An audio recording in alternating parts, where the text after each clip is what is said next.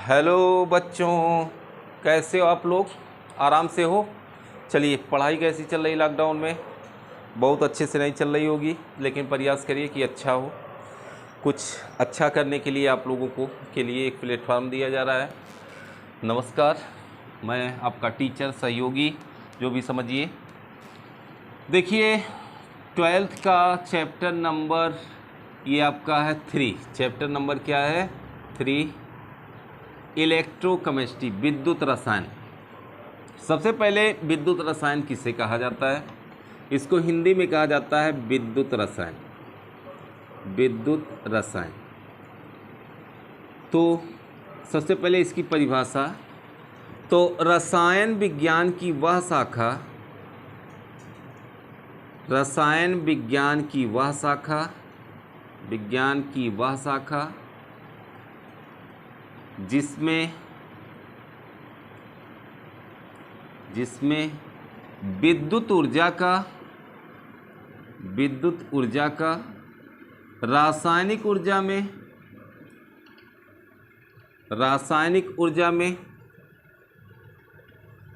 तथा रासायनिक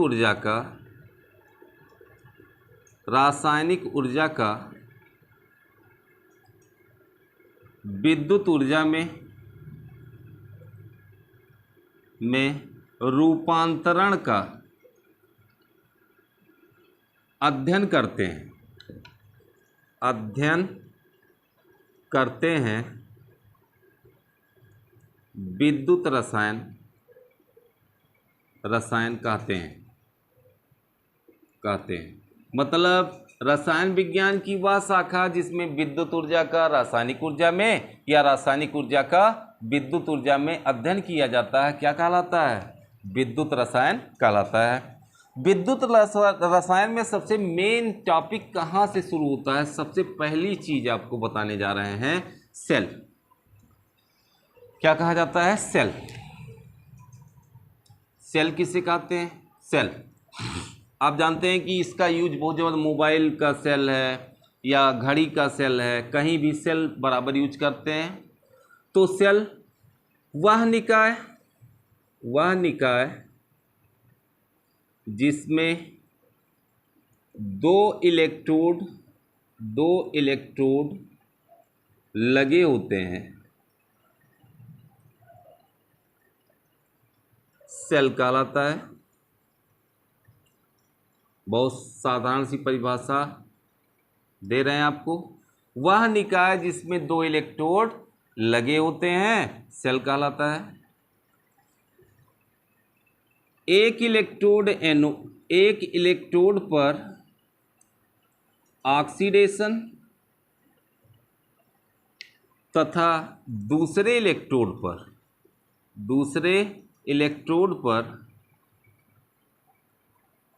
पर रिडक्शन होता है।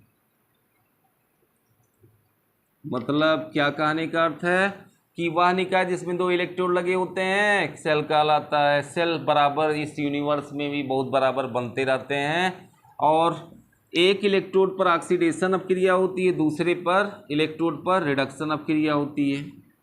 आप ये चीज़ ऑक्सीडेशन, रिडक्शन, इन सब के बारे में आपने 11th में पढ़ा होगा, और नहीं पढ़ा होगा तो कमेंट करके आप बताइएगा, हम आपको फिर से बता देंगे। तो कहने का अर्थ ये है कि अब देखो, सबसे पहले मैंने परिभाषा तो लिख दिया, अब क्या होता है आगे देखो भैया। सेल आपका, जैसे हम एक विद्युत अपघट्ट लिए, क्या लिए? विद्युत अपघट्ट लिए। क्या लिए? ये क्या है? विद्युत अपघट्ट। विद्युत अपघट्ट का विलयन लिए या विद्युत अपघट्ट को गलित अवस्था में रख दिए और इसमें दो इलेक्ट्रोड लगा दिए, तो ये पूरा निकाय क्या कहलाता है? सेल कहलाता है। मतलब दोनों इलेक्ट्रोडों के बीच विद्युत अपघट्ट का होना आवश्यक है। मैं अगले परिभाषा में जब बता रहा था उस समय इसको भूल गया था। मतलब कहने का अर्थ क्या है कि विद्युत अपघट्ट के बिना सेल क्या होता है? अधूरा होता है। मतलब इसमें विद्युत अपघट्ट का घोल होता है या विलयन होता है। तो ये दो इलेक्ट्रोड लगे हैं, वही निकाय क्या कहलाता है, सेल। अब दोनों इलेक्ट्रोड अलग अलग पात्र में है कि एक ही पात्र में है, इससे नहीं मतलब है, मतलब दो इलेक्ट्रोड लगे होने चाहिए।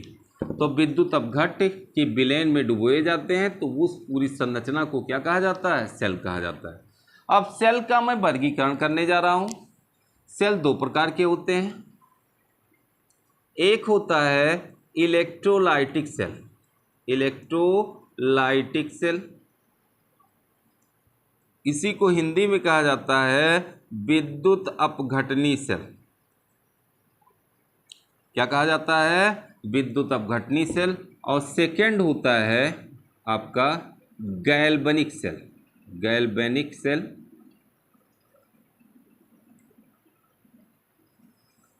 गैल्वेनिक सेल, इसको हिंदी में गैल्वेनिक ही कहा जाता है, galvanic, galvanic cell. Galvanic cell पुनः दो प्रकार के होते हैं। एक होता है प्राइमरी सेल और दूसरा आपका होता है सेकेंडरी सेल। इसको कहा जाता है प्राथमिक सेल और इसको कहा जाता है द्वितीयक सेल। क्या कहा जाता है, द्वितीयक सेल। अब दोनों सेल में अंतर जान लीजिए।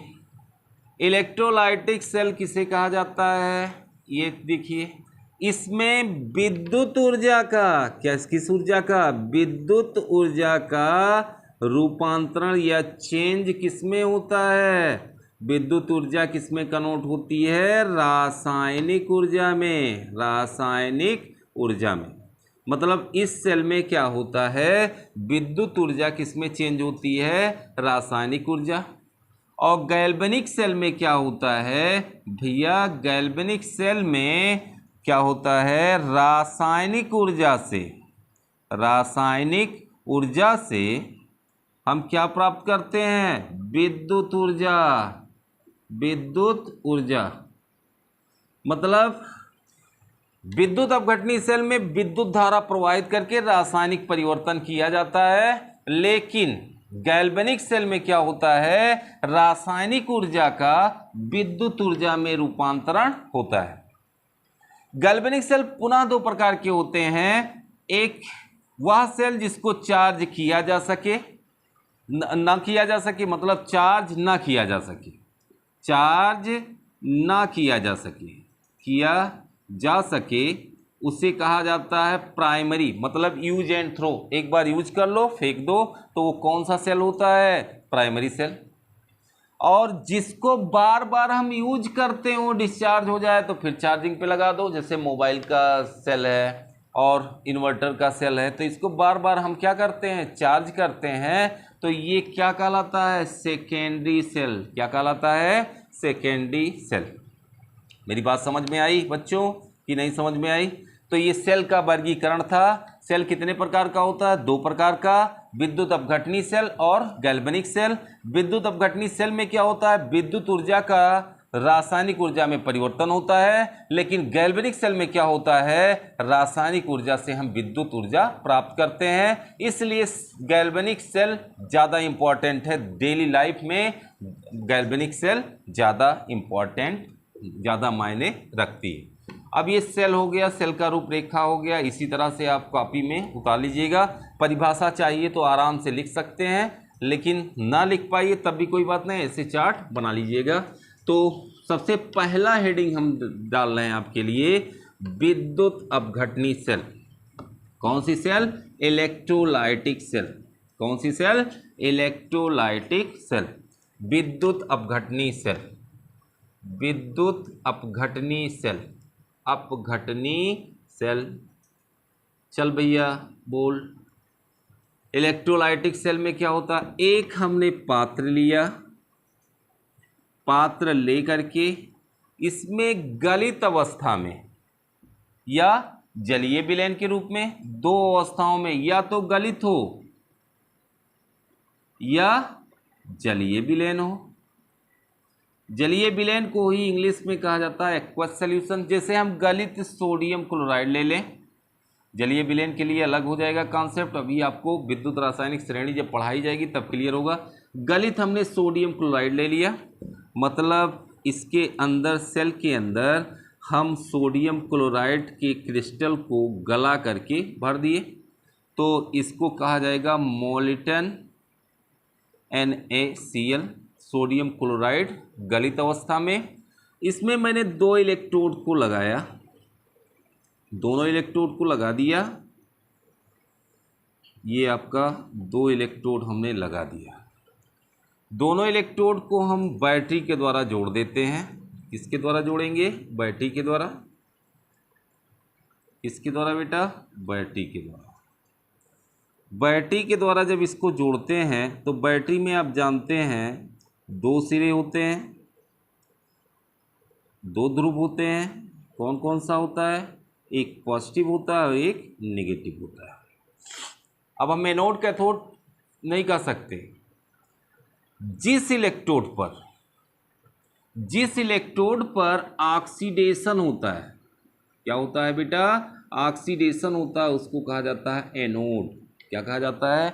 जिस इलेक्ट्रोड पर ऑक्सीडेशन होगा उसको एनोड कहा जाएगा, और जिस इलेक्ट्रोड पर रिडक्शन होगा, क्या होगा? रिडक्शन होगा, उसको कहा जाएगा कैथोड। क्या कहा जाएगा? कैथोड। तो ऑक्सीडेशन होगा तो एनोड, और रिडक्शन होगा तो क्या कहलाएगा? कैथोड कहलाएगा। अब एक चीज बताइए हमको, जैसे सोडियम क्लोराइड जब मोलिटन स्टेट में होता है तो ये 2 आयंस में टूटता है, Na+ और Cl-। किसमें टूटता है? Na+ और Cl-। यहाँ पर चूंकि माइनस प्लेट से जुड़ा तो ये पूरी प्लेट माइनस हो जाएगी, ई पूरी प्लेट क्या हो जाएगी? प्लस हो जाएगी। अब आप ध्यान दीजिए, माइनस की तरफ कौन आएगा? बोलो, माइनस की तरफ कौन आएगा? प्लस आएगा। सोडियम आयन माइनस की तरफ आता है और क्लोराइड आयन किस पर जाता है? प्लस की तरफ। तो दो अभिक्रियाएं होंगी, 2 अभिक्रियाएं होंगी। एक अभिक्रिया होगी किस पर? एनोड पर, और एक होगी कैथोड पर। तो देखो, सबसे मेन चीज़ है ऑक्सीडेशन कहाँ पे हो रहा है। तो ऑक्सीडेशन कहाँ पे हो रहा है? तो ऑक्सीडेशन कहाँ पे हो रहा है, मतलब ऑक्सीडेशन कहाँ पे हो रहा है? देखो, इस मॉलिक्यूल्स का मतलब इस आयन का ऑक्सीडेशन कहाँ होगा? तो anode reaction. Anode reaction oxidation कहाँ पे हो रहा है? Cl-, ये चेंज होगा Cl में, तो 2 मॉलिक्यूल Cl2 में कन्वर्ट हो जाएगा, और 2 इलेक्ट्रॉन ये दे रहा है। तो ऑक्सीडेशन कहाँ पे हो रहा है? एनोड पर ऑक्सीडेशन। तो ये आपका हो गया एनोड, और ये आपका हो गया कैथोड। क्या होता है? माइनस वाला कैथोड होता है और प्लस वाला क्या होता है? एनोड होता है। अब बताओ, अब कैथोड रिएक्शन क्या होगा? कैथोड रिएक्शन में क्या होगा?